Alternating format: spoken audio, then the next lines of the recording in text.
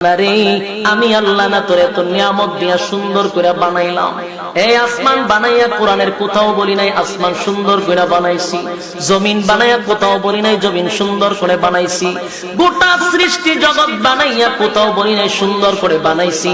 কিন্তু মানুষ রে, তুই 3.5 হাত তোরে বানাইয়া কোরআনে একটা নয় দুইটা নয় 4টা কসম করে বলছি তোরে সুন্দর করে বানাইছি।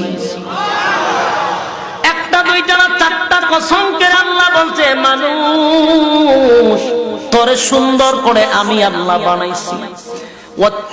তিন ফলের কসম, জাইতুন ফলের কসম, সিনাই পর্বতের কসম, ওয়াহাজাল বালাদিল আমিন পবিত্র মক্কা নগরীর কসম।